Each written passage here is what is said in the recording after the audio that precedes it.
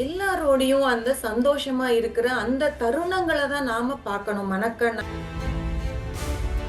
நம்மள நாமளே பீஸ் பீஸா ஆக்குற அளவுக்கு இனிமே என்னால ஒரு அடி போட முடியாது.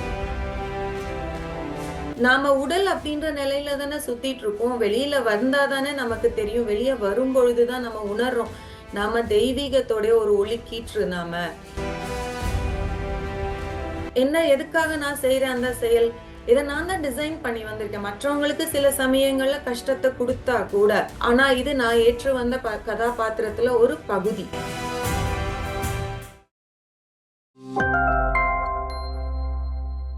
ஆத்ம நண்பர்கள் அனைவருக்கும் இனிய காலை வணக்கம்.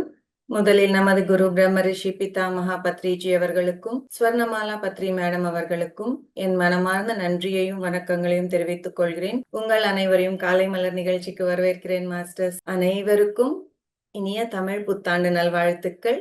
அருமையா நாம தியானம் முடிச்சுக்கிட்டோம். அதுவும் இந்த புத்தாண்டு அன்னைக்கு நாம தியானம் பண்ணிட்டு ஞானம் என்ற பகுதியை சந்திச்சிட்டு இருக்கோம். ஏன்னா ஒவ்வொரு நாளுமே நாம இனிதே தொடங்கணும் அப்படின்னு தான் நினைக்கிறோம். இனிதே நடக்கணும், இனிதாக முடியணும் அப்படின்றது தான் நம்ம எல்லாருடைய குறிக்கோளும் இருக்கும் இல்லைங்களா?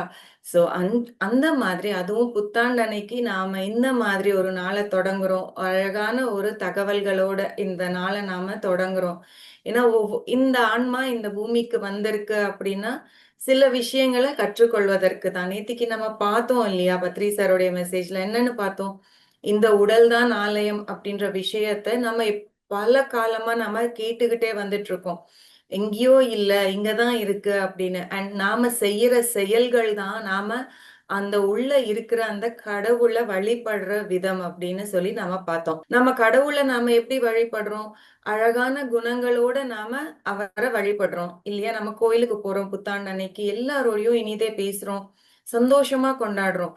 அப்ப அது எல்லாமே நாம நல்ல விஷயங்கள் பேசுறோம். அப்ப இன்றைய தினம் எப்படி இருக்கும்? எல்லாருமே ஹாப்பியா இருக்கும். அதே மாதிரி தான் ஒவ்வொரு நாளுமே நாம நம்மளுடைய உள்ள இருக்கிற அகத்துல இருக்கிற அந்த ஆன்மா கிட்ட நாம எப்படி வழிபடணும் அப்படின்னு சொன்னா, நாம செய்யற செயல்கள், நாம பேசுற வார்த்தைகள், நாம காட்டுற அந்த அன்பு, இது எல்லாமே தான் போய் நமக்கு நம்ம ஆன்ம வளர்ச்சிக்கு உதவியா இருக்குது மாஸ்டர்ஸ். இதத்தான் நம்ம நேத்திக்கு பத்ரி சாரோடைய தகவல்ல அழகா தெரிஞ்சுக்கிட்டோம். அப்ப இன்றைய தகவல்ல நாம என்ன தெரிஞ்சுக்க போறோம் அப்படின்றத நம்ம இன்னைக்கு பார்க்கலாமா மாஸ்டர்ஸ்? இந்த தகவல்ல சார் போர்ட் பிளேர் அந்தமான்ல இருந்து எழுதியிருக்காங்க. நாம இன்றைக்கும் ஆன்மாவின் பரிபூரணம் அப்படின்ற ஒரு தலைப்புல தான் பார்க்க போறோம். இந்த புத்தகத்தை எழுதி இருக்கிறவங்க சில்வியா பிரவுன் மேடம்.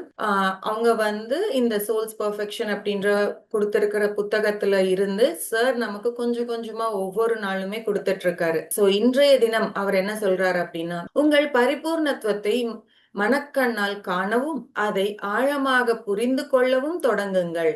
உங்களை சிறு சிறு துண்டுகளாக அரைத்து விடும் வரையிலும் நீங்கள் மேற்கொண்டு நகர முடியாத அளவுக்கு பலவிதமான நடத்தை கோலங்கள் உங்கள் மீது படிந்து விடும் வரையிலும் இடைவிடாமல் சுழன்று கொண்டிருக்கும் வாழ்க்கை சக்கரத்தை நிறுத்துங்கள். உங்கள் சுயத்திலிருந்து மேலெழுந்து வாருங்கள். நீங்கள் இறைவனின் ஒரு ஒளிக்கீற்று என்பதை உணருங்கள். நீங்கள் ஆசீர்வதிக்கப்பட்டவர், அழகு நிறைந்தவர், உங்கள் சாராம்சத்தில் பரிபூர்ணமானவர். நீங்கள் செய்த எந்த தவறும் உங்கள் வாழ்க்கையில் நீங்கள் ஏற்றுக்கொண்ட ஒரு பாத்திரத்தின் ஒரு பகுதி. இதனால் நீங்கள் உங்கள் செயல்களுக்கு பொறுப்பு இல்லாதவர் என்று அர்த்தமில்லை. ஆனால் இந்த உலகம் ஒரு எதிர்மறை தளம். இங்கு வெறுப்பு அன்பை விட வேகமாக பரவுகிறது. உங்கள் விதி வரைபடத்தில் அனைவரும் முன்னரே எழுதப்பட்டிருந்தாலும் அதில் மாற்றம் செய்யவும் வாய்ப்பு உண்டு. ஒவ்வொருவரும் தங்களுக்கு தாங்களே பாதுகாவலர்கள் ஆவீர்கள். ஒவ்வொருவரும் தங்கள் கர்ம வினையின் விளைவுகளை தாங்களே எதிர்கொள்ள வேண்டியிருக்கும். கர்மா என்பது ஆன்மா தன்னைத்தானே அனுபவித்து பெறும் அனுபவமே ஆகும். அதற்கான சுய பரிசோதனை வழிமுறைகளையும் சரிபார்ப்பு மையங்களையும் நீங்களேதான் அமைத்து கொண்டீர்கள். வேறு வார்த்தைகளில் கூறுவதானால், நீங்கள் உங்கள் பாதையிலிருந்து விலகிச் சென்றால் உங்கள் தெளிவான பார்வையை மீட்டெடுக்க உதவும் ஒரு தெய்வீக தாங்கியுள்ள ஒருவரை நீங்களே சந்திக்க நேரிடும். எஸ் பத்ரி. சோ இது மாஸ்டர்ஸ் நமக்கு இன்னைக்கு பத்ரி சார் கொடுத்திருக்கிற தகவல். எவ்வளவு அழகா இன்னைக்கு நமக்கு சொல்லியிருக்காங்க இல்லையா? அதாவது நாம என்ன பண்ணணும்? நாம மனக்கண்ணால பார்க்கணும். கற்பனை செய்யணும். எத பார்க்கணும்? எத கற்பனை செய்யணும் மாஸ்டர்ஸ்? நாம என்ன வேணும் நம்ம வாழ்க்கையில அப்படின்றத நாம பார்க்கணும். நமக்கு எது தேவையோ அத மட்டும் தான் பார்க்கணும். மத்த விஷயங்கள நாம பார்க்க கூடாது. அந்த பரிபூர்ணத்துவத்த உணர்ற விஷயங்கள நாம பார்க்கணும். அதாவது அன்பு, பாசம், நேசம் எல்லாரோடையும் அந்த சந்தோஷமா இருக்கிற அந்த தருணங்கள தான் நாம பார்க்கணும் மனக்கண்ணால். அப்ப என்ன ஆகும்? நான் ஆன்மா அப்படின்றத நாம உணரும்போது, நாம இந்த எல்லாத்தையுமே நம்மளால பார்க்க முடியும். அதுவே நான் உடல் அப்படின்னு நாம நெனச்சு வாழ்ந்துட்டு இருந்தா, அது பார்க்கவே இயலாத ஒரு விஷயம். ஆனா நாம என்ன பண்ணிட்டு இருக்கோம் மாஸ்டர்ஸ்? நாம நம்மள நாமளே பீஸ் பீஸா ஆக்குற அளவுக்கு இனிமே என்னால ஒரு அடி போட முடியாது. ஒரு விஷயத்தையும் சிந்திக்க முடியாது. எனக்கு என்ன பண்ணணும்னு புரியல. அப்படின்னு அந்த வாழ்க்கை ஓட்டத்துக்குள்ள முழுசா போயிட்டு ஒரு சட்னி மாதிரி ஆற வரைக்கும் நாம அதுக்குள்ளேயே ஒரு வட்டமா சுத்திக்கிட்டே தான் இருக்கோம். அது பண்ணாதீங்க. அங்க இருந்து வெளியில வாங்க. அந்த சுயத்துல இருந்து நீங்க வெளியில வாங்க. இந்த வாழ்க்கை சக்கரம் அப்படின்றது ஓடிட்டே தான் இருக்கும். அது எங்கேயுமே அதுக்கு ஸ்டாப் அப்படின்றதே கிடையாது. ஆனா நாம தான் அதுல இருந்து வெளியில வரணும். மேலெழுந்து வாங்க அப்படின்னு சொல்றாங்க. ஏன் வெளியில வரணும்? நாம உடல் அப்படின்ற நிலையில தானே சுத்திட்டு இருக்கோம். வெளியில வந்தா தானே நமக்கு தெரியும். வெளிய வரும்பொழுது தான் நம்ம உணர்றோம். நாம தெய்வீகத்தோட ஒரு ஒளிக்கீற்று நாம. அப்பதான் நம்மளால அத உணர முடியும். நம்ம அங்கேயே இருந்தா எப்படி உணர முடியும்? சோ நம்ம வெளியில வரணும். நம்ம நம்ம நம் என்ன சொல்றது? நம்ம ஆசீர்வதிக்கப்பட்டிருக்கோம். யாருமே நமக்கு ஆசீர்வாதம் குடுக்க தேவையில்ல. யாருமே நம்மள வாழ்த்த தேவையில்ல. நம்ம எல்லாத்தோடையும் அந்த ஆசீர்வாதத்தோடயே தான் நம்ம பிறந்திருக்கோம். நம்ம கூடயே தான் இருக்கு அது. ஆனா நாம வேற ஒரு இடத்துல நாம அத வச்சிருக்கோம். அங்க இருந்து நாம வெளியில வரணும். அழகானவங்க, நம்ம அழகு நிறைஞ்சவங்க. அழகுக்காக நம்ம எதையுமே பண்ணவே தேவையில்ல. நம்மளுடைய பரிபூர்ணத்துவத்த நாம உணரும் பொழுது, அந்த அழகு அப்படின்றது நமக்குள்ள தானா மலர ஆரம்பிக்குது. அந்த அழகு நிறைந்த செயல்கள நாம செய்யும் பொழுது, நம்ம மேலும் மெருகூட்டப்படுகிறோம். உள்ள இருக்கு. எல்லாமே மேல லேயர்ஸா நாம மற்ற விஷயங்கள போட்டு கவர் பண்ணியிருக்கோம். அத நாம மெருகூட்டணும் அப்படின்னா, அந்த லேயர்ஸ கழற்றணும் அப்படின்னா, அகற்றணும் அப்படின்னா, நாம செய்ய வேண்டியது, நம்ம உள்ள அகத்துல இருக்கிற அந்த கடவுள, இந்த தேகம் அப்படின்ற தேவாலயத்துக்குள்ள இருக்கிற அந்த கடவுள நாம வழிபட, அந்த செய்யற செயல்கள் மூலமா தான் நமக்கு நாம அழக சேர்த்துட்டு இருக்கோம் மாஸ்டர்ஸ். சோ நம்ம முழுமையானவங்க தான். ஆனா நாம அத மறக்க கூடாது. இதுதான் முக்கியமான விஷயம். நாம இந்த கதாபாத்திரத்தை ஏற்று நாம வரும்பொழுது, இப்ப நான் பிந்து அப்படின்ற ஒரு கதாபாத்திரம். இந்த பிறவிக்கு நான் இந்த மாதிரி இருக்கணும், இந்த மாதிரி செயல்படணும் எல்லாமே நான் டிசைன் பண்ணி வந்திருக்கேன். சோ இந்த இடத்துல நான் ஒரு செயல தவறா செய்றேன் அப்படின்னு சொன்னா, நான் எதுக்காக நான் செய்றேன் அந்த செயல்? இத நான் தான் டிசைன் பண்ணி வந்திருக்கேன். மற்றவங்களுக்கு சில சமயங்கள்ல கஷ்டத்த குடுத்தா கூட, ஆனா இது நான் ஏற்று வந்த கதாபாத்திரத்துல ஒரு பகுதி. அதுக்குன்னு நான் செய்ற தவறெல்லாம் இதுப்பா நான் டிசைன் பண்ணிட்டு வந்தேன். எனக்கு எந்த பிரச்சனையும் இல்ல. அப்படின்னு நான் பொறுப்பு என்னுடைய பொறுப்பு இல்ல அப்படின்னு நாம சொல்ல முடியாது. ஏன்னா, இந்த உலகத்துல எப்படிப்பட்ட உலகத்துல நாம வாழ்ந்துட்டு இருக்கோம் அப்படின்னு அதையும் அழகா சொல்லியிருக்காங்க. நாம வெறுப்ப தான் ஃபாஸ்ட்டா டிராவல் ஆகுமா. ஆனா அன்பு அப்படின்றது ஸ்லோவா டிராவல் ஆகுது. இது நாமளே நம்ம வாழ்க்கையில பார்த்திருக்கோம் இல்லையா மாஸ்டர்ஸ்? நாம அன்பு வச்சிருக்கோம். ஆனா அந்த அன்பு அப்படின்றது தெரியுதா எல்லாருக்குமே? யாருக்குமே தெரிய மாட்டேங்குதே. நான் அன்பு செலுத்தினா கூட புரிஞ்சுக்கவே மாட்டேன்றாங்களே. நான் கோவப்படுற அந்த ஒரு நாள் மட்டும் தான் அவங்களுக்கு பெருசா தெரியுது. மத்த வாரத்துல 6 நாளும் நான் அவங்களோட ரொம்ப பாசமா இருக்கேன். எல்லாமே பண்றேன். ஒரு நாள் கோச்சுக்கிட்டா, அதுதான் அடுத்த நான் 3 வாரத்துக்கு தொடர்றாங்க அப்படின்னு நாம சொல்றோம் நம்ம வாழ்க்கையில. இல்லையா மாஸ்டர்ஸ்? அப்ப நாம என்ன பண்ணணும்? அன்னைக்கு ஒரு நாள் வரும். நாம அத மாற்றிக்க நாம ட்ரை பண்ணணும். நான் என்னுடைய அந்த அகத்துல அந்த ஒரு நாள் நான் உடல் நிலையில வாழ்ந்திருக்கேன். அது ஒரு விஷயமா இருக்கும். ஆனாலும் அந்த நாளும் ஆன்ம நிலையில வாழ கத்துக்கணும். அன்றைக்கும் நாம வழிபட கற்றுக்கொள்ளணும். நமக்குள்ள இருக்கிற அந்த கடவுள. இது எல்லாமே பிளான் அப்டின்னாலும், அதுல இருந்து டீவியேஷன் நாம பண்றதுக்கு முடியும். நான் பிளான் பண்ணி தான் வந்திருக்கேன். ஆனாலும், அதையும் என்னால மாற்றுக்க முடியிற அளவுக்கு நம்ம கிட்ட சக்தி இருக்கு. அதுக்கு வாய்ப்பும் இருக்கு. அப்டின்றத நமக்கு நினைவு கூட்றாங்க.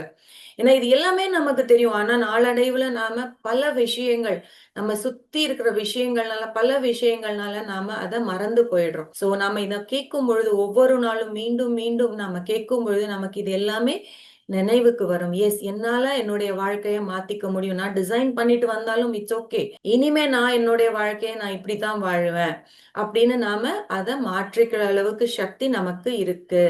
ஏன்னா நமக்கு நாமளே தான் பாதுகாவலர்கள். யாருமே வந்து நம்மள பாதுகாக்கவும் மாட்டாங்க. நமக்கு தேவையான சக்திய குடுக்கவும் மாட்டாங்க. நாம தான் அத பெறணும்.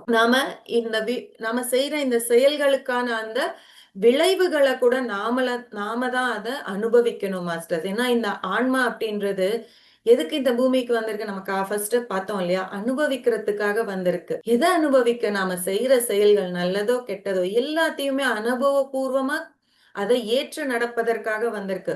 இப்ப நம்ம ஒரு ஸ்வீட் சாப்பிடுறோம். வாவ்! இன்னைக்கு நியூ இயர் எல்லாருக்குமே நம்ம ஸ்வீட்ஸ் குடுக்குறோம். அந்த புதுசா ஒரு ஸ்வீட் வந்திருக்குன்னா, இது நல்லா இருக்கும் அப்படின்னு சொன்னா நம்ம, அப்படியா ஓகே நான் சாப்பிடுறேன் அப்படின்னு சொல்லிட்டு நம்ம விட்டுற மாட்டோம். சாப்பிட்டு அத அனுபவபூர்வமா உணர்ந்து நம்ம பலருக்கும் அத ட்ரான்ஸ்ஃபர் பண்றோம். ஆமா இன்னைக்கு அவங்க வந்திருந்தாங்க. எனக்கு அந்த ஸ்வீட் குடுத்தாங்க. ரொம்ப சூப்பரா இருக்கு. நீங்க கூட அங்க போனீங்கன்னா அந்த ஸ்வீட்ட சாப்பிடுங்க. அப்படின்னு நம்ம சொல்றோம் இல்லையா? அந்த அனுபவபூர்வமா உணர்றதுக்காகத்தான் நாம இந்த ஆன்மா கூட இந்த பூமிக்கு வந்திருக்கு. அப்ப அந்த சுய பரிசோதனை நம்ம செஞ்சோம்ல, இந்த ஸ்வீட் சாப்பிட்டு நான் பரிசோதனை செஞ்சேன்ல, அந்த மாதிரி ஆன்மா கூட சுய பரிசோதனை செஞ்சு தெரிஞ்சுக்கிறதுக்காகத்தான் இந்த பூமிக்கு வந்திருக்கு. அப்ப நாம அதுல இருந்து விலகி போறோம் அப்படின்னா, நமக்கு ஒரு செக் பாயிண்ட்ஸ கூட இந்த ஆன்மா வச்சுதான் வந்திருக்கு.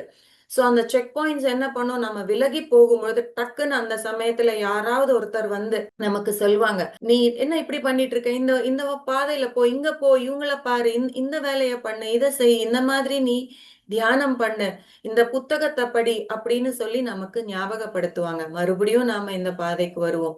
ஏன்னா நம்மள நம்ம மறந்துருவோம். அந்த சுழற்சிக்குள்ள போயிட்டு பீஸா ஆறதுக்கு நம்ம அந்த கிரைண்டிங்குள்ள போயிட்டோம்னா, கரெக்ட்டா அந்த நேரத்துல நமக்கு கைடன்ஸ் அப்படின்றது கொடுக்கப்படும். ஆனா, அந்த கைடன்ஸ நாம ஏற்று நடக்கிற சக்தியும் நமக்கு தான் குடுத்திருக்காங்க. வேற யாருக்குமே குடுக்கல அவங்க. அப்ப நாம தான் அந்த வழியில போகணும். மாஸ்டர்ஸ் நமக்கு உதவுவாங்க. செய்திய குடுப்பாங்க. நம்மள சந்திச்சு நமக்கு குடுப்பாங்க. நாம ஏற்று அத வழி செல்லணும் மாஸ்டர்ஸ். இதுதான் நமக்கு இன்னைக்கு குடுத்திருக்கிற மெசேஜ். அப்ப எவ்வளவு அற்புதமான மெசேஜ் இல்லையா? இந்த நியூ இயர் அன்னைக்கு நமக்கு ஒருத்தர் வந்து நமக்கு குடுக்குறாங்க ஒரு மெசேஜ். எஸ், நான் வந்து தியானம் பண்ண மறந்துட்டேன். நான் தான் இதெல்லாமே என்னுடைய வாழ்க்கையில இருக்கிற இந்த சூழ்நிலைகள உருவாக்கி நான் வந்திருக்கேன். இதையும் என்னால மாத்திக்க முடியும். எஸ், நான் இன்று இருக்கிற நிலையில இருந்து இன்னும் உன்னதமான நிலைக்கு போற சக்தி எனக்குள்ள இருக்கு. அப்ப நாம என்ன பண்ணணும்? அந்த சக்திய இன்னும் போன்ற செயல்கள நாம செய்யணும் அப்படின்றது நமக்கு ஒவ்வொரு நாளுமே நமக்கு இந்த மாதிரி தகவல்கள் மூலமா நாம தெரிஞ்சுக்கிறோம் இல்லையா மாஸ்டர்ஸ்? அப்ப நம்ம வாழ்க்கையில நெறைய தவறுகள் நடந்திருந்தா கூட, அது நமக்கு கற்றுக் கொடுக்கிறதுக்கு தான் வந்திருக்கு. இது இந்த கர்மா அப்படின்றது வந்து என்ன? இது தண்டனையே கிடையாது. நாம வந்து நம்மள திருத்திக்கிறதுக்கு குடுக்கிற ஒரு பயிற்சி, ஒரு சாதனை தான். நம்மள நாம இன்னும் மேன்மைப்படுத்திக்கிறதுக்காகத்தான் நாம சோ இது எதுவுமே தண்டனை கிடையாது. ஒரு அனுபவம் தான். எப்படி ஒரு குழந்தை ஒரு ஸ்கூலுக்கு போறாங்க. அவங்க வந்து நம்ம சொல்றோம். விளையாட்டுத்தனமா இருக்காதீங்கப்பா, படிங்க அப்படின்னு. ஆனா அவங்க வந்து இல்ல இட்ஸ் ஓகே அப்படின்னு சொல்லி அத லேசா எடுத்துக்கிட்டு அவங்க விளையாட்டுத்தனமா எக்ஸாம்ஸ் எழுதுவாங்க. குவார்ட்டர்லி, ஹால்ஃப் இயர்லின்னு எழுதுவாங்க. ஃபைனலா ஹால்ஃப் இயர்லி வரும்பொழுது மேடம் வந்து கூப்பிட்டு திட்டுவாங்க. டேய் என்னடா ஹால்ஃப் இயர்லியே வந்துருச்சு. நீ இன்னும் இப்படியே விளையாட்டுத்தனமா இருக்க. 10th பப்ளிக்கு நல்ல மார்க் எடுக்கணும் அப்படின்னு சொல்லி அப்ப வந்து அவங்க சிந்திக்க ஆரம்பிப்பாங்க. எஸ், நான் ஹால்ஃப் இயர்லில இவ்ளோ கம்மியா மார்க் எடுத்தேன். இந்த மாதிரி இருந்தா முடியாது. நான் விளையாட்டுத்தனமா இருந்துட்டேன். அப்படின்னு மேடம் நமக்கு வந்து சொன்ன உடனே வீட்ல இருக்கிற பேரண்ட்ஸும், டீச்சர்ஸும் சொன்ன உடனே அவங்க யோசிக்க ஆரம்பிப்பாங்க பார்த்தீங்களா? சிந்திப்பாங்க. ஆசிரியர் கூட நம்மள சொல்லிட்டாரு. எப்பவுமே நம்ம சொல்றதுக்கெல்லாம் ஜாலியா என்ஜாய் பண்ணிட்டு இருந்த டீச்சர் கூட இப்ப நம்ம சொல்ல ஆரம்பிச்சுட்டாங்க. இனிமேலாவது நம்ம படிக்கணும் அப்படின்னு, "உன்னால முடியும். நீ படி" அப்படின்னு அவங்க அந்த வார்த்தைகள குடுக்குறாங்க. நம்பிக்கை வார்த்தைகளை குடுக்குறாங்க. நம்மள வந்து ஊக்குவிக்கிறாங்க இல்லையா? அப்ப அது எல்லாம் என்ன பண்ணும்? அந்த தோல்வி கூட அந்த இடத்துல நமக்கு ஒரு செக் பாயிண்டா தானே இருந்திருக்கு. நம்ம அந்த எக்ஸாம எழுதுனதால தானே தெரியுது. ஓ! நம்ம இவ்ளோ நாள் விளையாட்டுத்தனமா இருந்துட்டோம். இந்த எக்ஸாம்ல நமக்கு இவ்ளோ கம்மியா நம்ம நெனச்சத விட மார்க் கம்மியா வந்திருக்கு. அப்ப அது அந்த குழந்தைக்கு ஒரு செக் பாயிண்ட் தானே. அந்த செக் பாயிண்ட்ல இருந்து மேடம் நமக்கு என்ன குடுத்திருக்காங்க, அந்த ஆசிரியர், எஸ், இல்ல நீ வந்து இப்படி இருந்திருக்கப்பா. நீ இப்ப உன்ன வந்து மேன்மைப்படுத்த இன்னும் கொஞ்சம் கான்சென்ட்ரேட் பண்ணு, அப்பதான் நீ நினைச்சிருக்கிற டார்கெட்டை உன்னால அச்சீவ் பண்ண முடியும் அப்படின்னு கைட் பண்ணியிருக்காங்க பாத்தீங்களா அந்த ஆசிரியர்கள் இல்ல டீச்சர்ஸ், ஃப்ரெண்ட்ஸ், யாராவது ஒருத்தர் கரெக்டான அந்த டைம்க்கு கைடன்ஸ் கொடுத்திருக்காங்க பாத்தீங்களா, அதுதான் மாஸ்டர்ஸ் வாழ்க்கையில நமக்கு கிடைக்கிற கைடன்ஸ். அந்த கைடன்ஸை ஏற்று நடக்கிறது யாரு? ஸ்டூடெண்ட்ஸ், மாணவங்க, நம்ம குழந்தைங்க. அப்ப அந்த குழந்தைங்களுக்கு என்ன ஆகுது? நமக்கு ஒரு வளர்ச்சி 10th எக்ஸாம்ல அவங்களுக்கு அந்த ஒரு வளர்ச்சி கிடைச்சிருக்கு இல்லையா? இன்னும் சூப்பரா அவங்க பண்ணிருக்காங்க. மார்க்ஸ் வரும்போது அத பார்த்திருக்காங்க. இதெல்லாமே நாம ஏன் நம்ம வாழ்க்கையிலேயே கூட இது நமக்கு நடந்திருக்கு. நம்ம எல்லாருமே அந்த நிலைய தாண்டி தான் இந்த நிலைக்கு வந்திருக்கோம். அப்ப வாழ்க்கையில சிரமங்கள் அப்படின்றது இருக்கும். அது எல்லாமே நமக்கு கிடைக்கிற சோதனைகள் தான். அங்க நாம எப்பயுமே ஃபெயில் ஆக மாட்டோம். நம்ம முன்னேறி போறதுக்கான ஒரு அற்புதமான ஒரு செக் பாயிண்ட்ஸ் தான் அது. சோ அந்த செக் பாயிண்ட்ஸ்ல நம்ம சரியா நாம வழி நடத்திக்கிட்டோம் அப்படின்னா நம்மளுடைய வாழ்க்கை அப்படின்றது மறுபடியும் நாம அந்த சரியான பாத்துக்கு வந்துருவோம் மாஸ்டர்ஸ். இதுதான் இன்னைக்கு நமக்கு பத்ரி சார் கொடுத்திருக்கிற தகவல். சோ இந்த அற்புதமான வாய்ப்பு கொடுத்த உங்கள் அனைவருக்கும் நான் நன்றியை தெரிவித்துக் கொள்கிறேன்.